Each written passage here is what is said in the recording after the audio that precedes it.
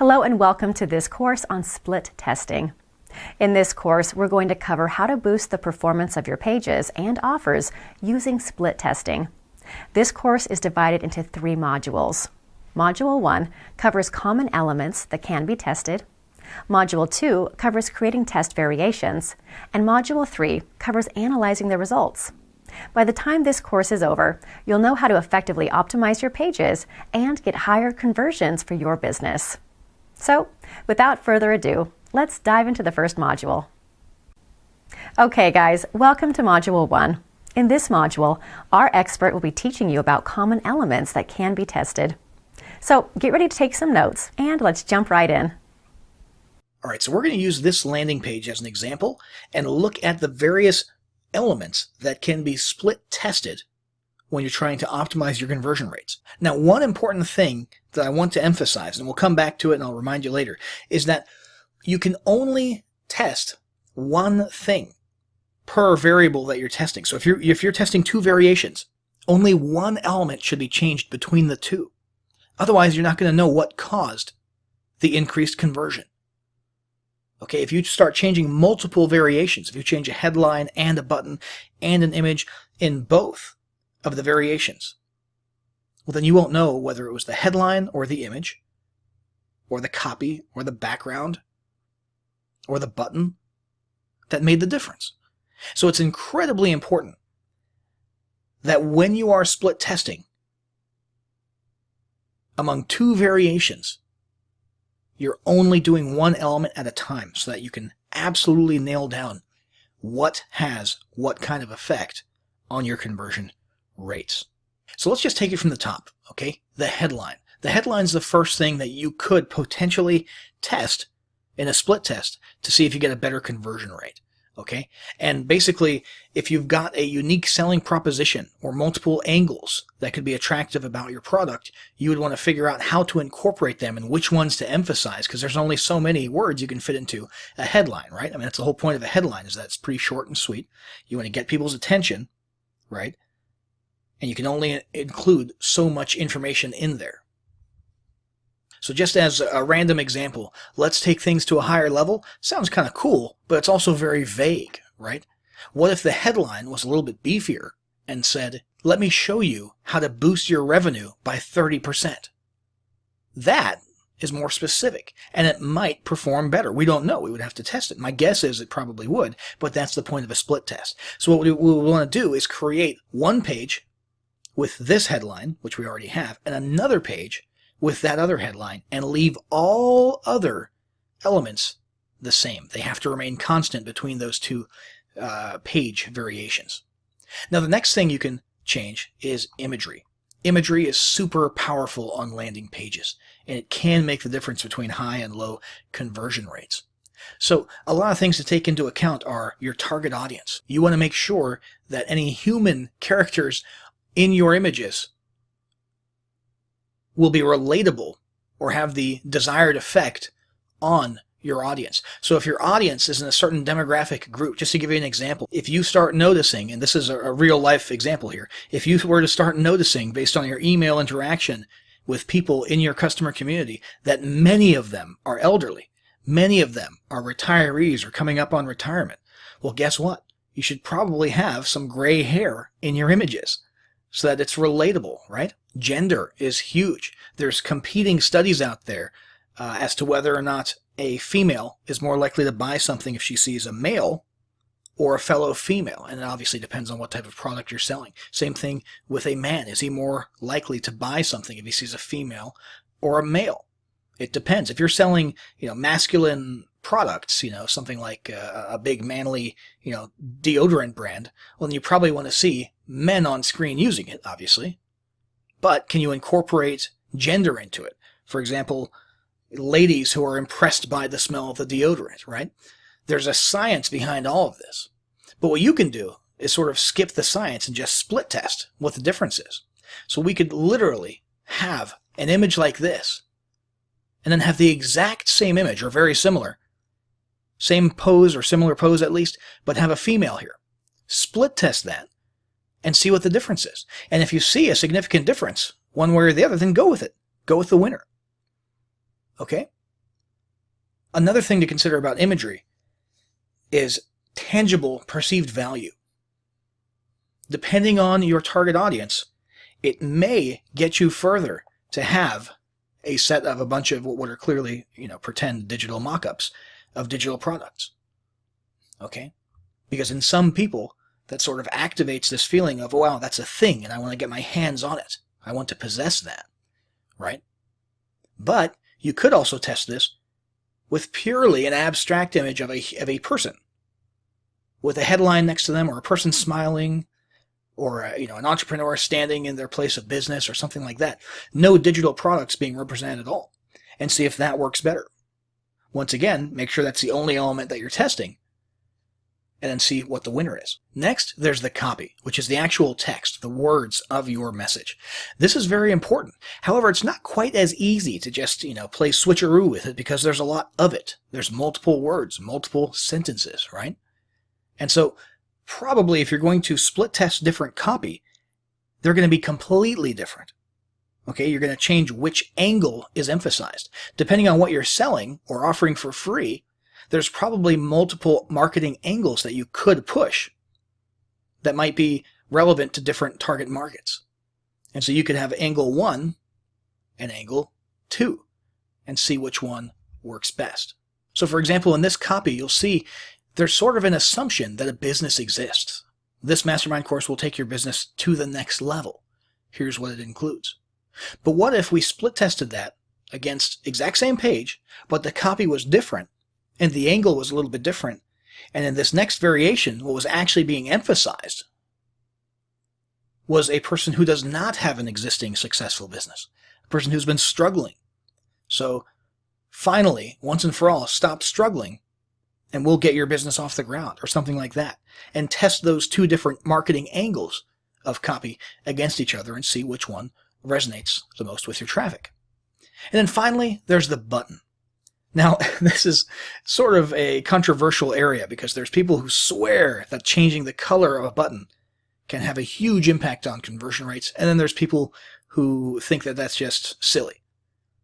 So the correct answer is probably somewhere in the middle. There is evidence that different colors result in different behavior or different psychological effects on viewers. Red usually translates to urgency, but at the same time, red can also mean no. Blue usually translates to trust. At the same time, blue could, theoretically, not get your people excited enough or galvanized enough. And then there's branding. If brand colors and theme colors, that are part of your identity, are important to you, and maintaining an attractive page are important to you, then you might not have as many options to drastically change to just one specific color on your buy button. But if you do have the flexibility to run a quick test between blue and red, something simple like that, just to see on the off chance that it makes a difference, well, it might be worth doing so. And if the gap between the two of them is significant enough, then bravo, you've got a winner. You can go with whatever color that was, at least for that particular landing page. And finally, it's not just the color of the button, it's also the copy of the button. Okay, so the different wording. Take it to a higher level is kind of a cool sounding phrase, a little bit more vague, right? Get the course could be something that you test against that. One area on which there's been a lot of study is the point of view of the text. So if it's written from the point of view of the reader, and the reader sees the button as saying, give me the free report versus download your free report. There's been some studies and tests in the past that have shown that the give me the free report, meaning speaking from the perspective of the reader, has a higher conversion rate. It's probably not always going to be the case, but because that phenomenon does exist out there, it might be something smart to test on your pages. So those are some examples of things that you could split test. Remember, always keep in mind between two variations, only have one element different. Otherwise, there's no point in testing. All right. And then the common elements that we talked about were headline, imagery, copy, and buttons. Hey folks, welcome to Module 2. In this module, our expert will be showing you how to create test variations. So get ready to take some notes, and let's jump right in. All right, so this is going to be a pretty quick walkthrough of the actual technical aspect of creating a split test. Now, depending on what type of sales page or lead page software you're working with, the process and the user interface might be a little bit different, but the general principles are the same, and most high-end softwares do have this A/B split testing functionality. So you might just have to dig a little bit or get in touch with the support team for your software, and you'll be able to do the same thing regardless of what you're using. In our case, we're using Instapage, which is a very, very good landing page software. And here's the page we were looking at earlier in the previous lesson. So after some time reflecting on the best thing to change on this page, let's say we decided that the first thing we want to test is the headline. Okay, we're looking at everything seems pretty good, but that headline seems a little bit vague. Okay, so let's go ahead and click Create an A/B Test up here in the top left. This right here just became variation A when we did that. So now we're going to create a new variation. This is variation B. They look exactly the same. Let's go ahead and change the copy of the headline. Let's go ahead and change this a little bit.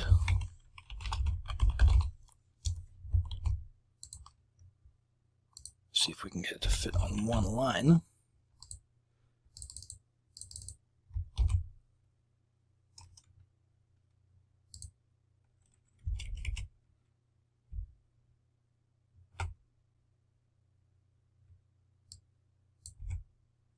All right, so now we have what is essentially a more specific headline. Rather than just take things to the next level or to a higher level, now we're actually telling the prospect what the benefits of this mastermind will be.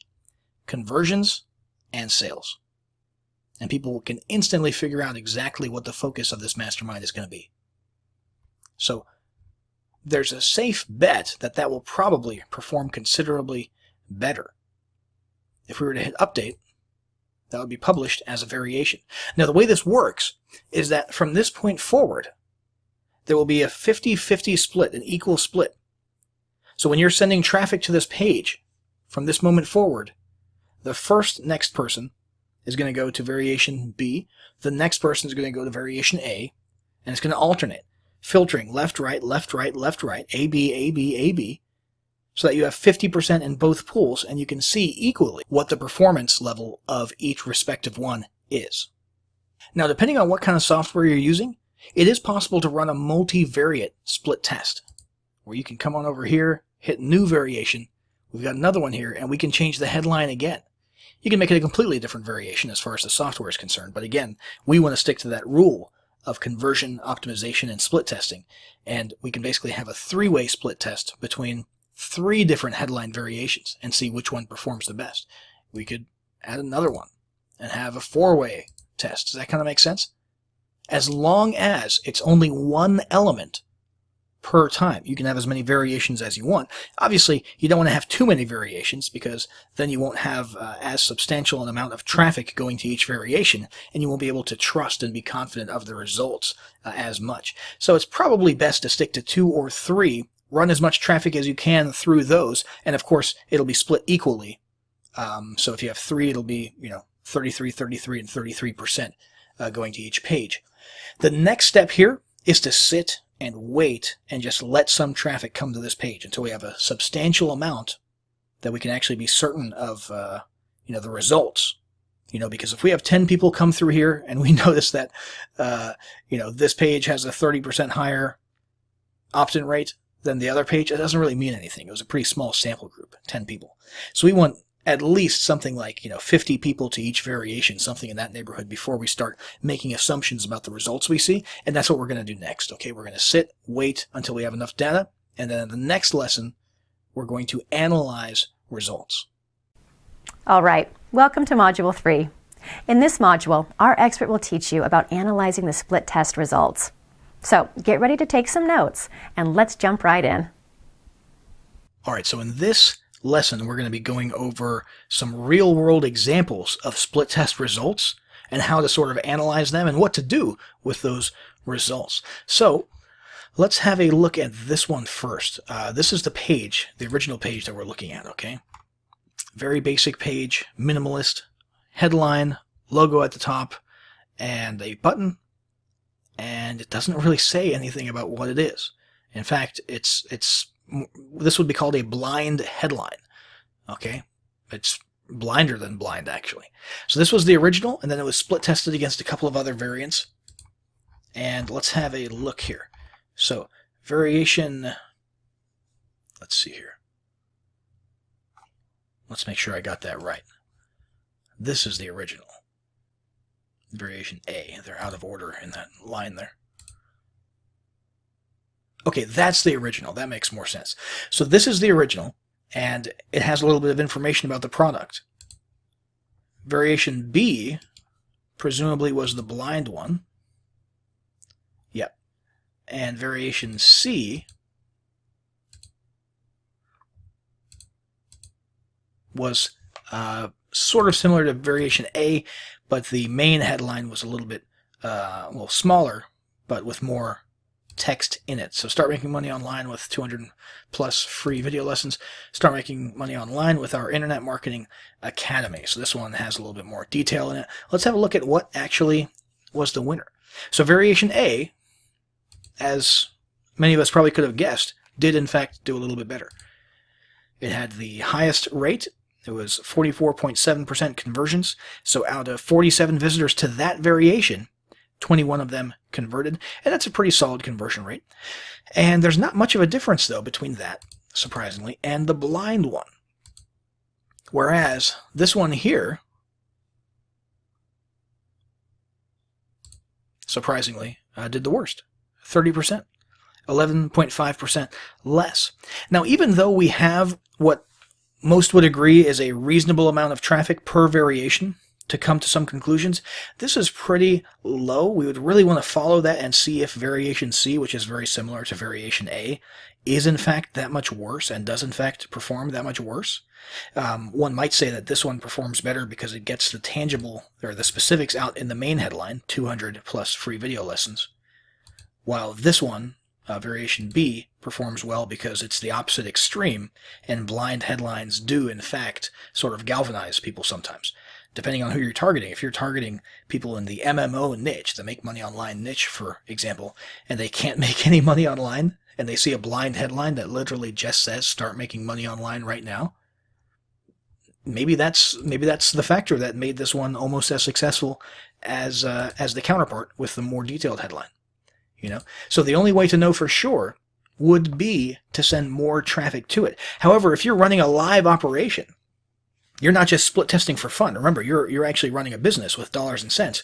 It's hard to do that. It's hard to keep throwing money into something that after this much traffic seems to have a lower conversion rate.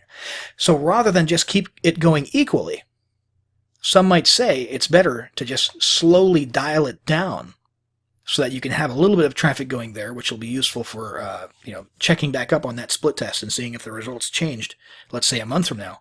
But you're not wasting too much money by losing that if, in fact, it is objectively true that it performs less. And the way that you do that is just adjusting the traffic split.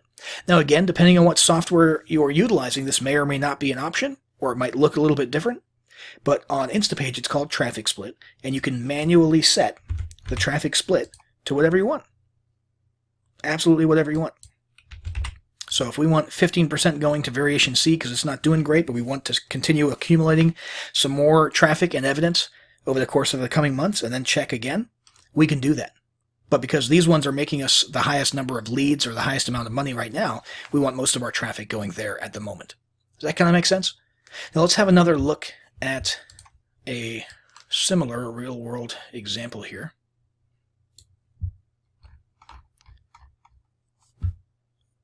And let's see, we'll load up the variations. Okay, so as you can see, there's a pretty significant difference between these. There's no neck and neck like on the previous example. 79.4% is an insane conversion rate for a lead page. Let's have a look at what the difference was. There's this, this, and this. You'll notice the headline is the same. The size of the box might change a little bit. You know, the text is a little bit wider in that one, but the headline's the same in all of these. The subheadline is exactly the same. And the button is exactly the same. Now, this is what's called a bridge page. Okay, so this is a lead page where you capture a lead, but what you're really pitching is a video. And in this case, if I recall, the visitor was then just sent to a sales video for an affiliate offer. Okay? But variation A didn't perform terrible by any means. 38% is still a respectable conversion rate, but it's the lowest of these. And it's a little bit odd because this is kind of a cool looking image. But I think a meteor striking the earth seemed to resonate. I mean, this is a great looking image, but maybe it resonated a little bit more directly being in the center of the screen and having a lot of focus on it, a lot of contrast there in the colors. And it resonated a lot, or I should say, it worked well with the red words earth-shattering. Earth-shattering video changes everything. You know? Now, that was the whole point of all three images. There's a picture of Earth shattering. This one, it's debatable whether Earth is actually shattering. It looks like, yeah, it looks like some type of a planet is colliding into Earth. Shout out to all those, what are they called, Nibiru people out there. But for some reason, this one was astronomically more popular. And here's the deal. When you're analyzing split test results, you're not always going to have an answer. You're not always going to have a why. You know, you're not always going to be able to understand why this one. And honestly, many of the people who come to the page won't be able to tell you why. You know, there's just psychological phenomena sometimes that are very difficult to nail down and enunciate. Your job, however, unless you're a research scientist or something, isn't necessarily to worry and stress out about the why. What you're interested in is the what. And the what in this case is that you're going to get 80%. 8 out of 10 of the people who you send to this variation right here are going to opt in. So let's definitely use that variation more. Does that kind of make sense? So we would want to take, you know, we were talking about dialing it down and dialing it up. We would probably call this one good. It's a lot of traffic, huge difference in conversion, same traffic source for all these pages. You know, one traffic source to one landing page with 3 variations. I mean, you might as well just do this, you know, or even just 100% to variation B. You know, you could turn these ones off. That's a clear winner.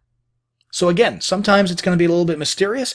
Don't stress out too much about the why, although the why can be useful for future endeavors. So if you can enunciate it and can nail it down, then by all means do so. But don't stress out about it too much because you don't really need to know the why. You just want to know which one's performing best and put all of your marketing efforts into that one from that point forward.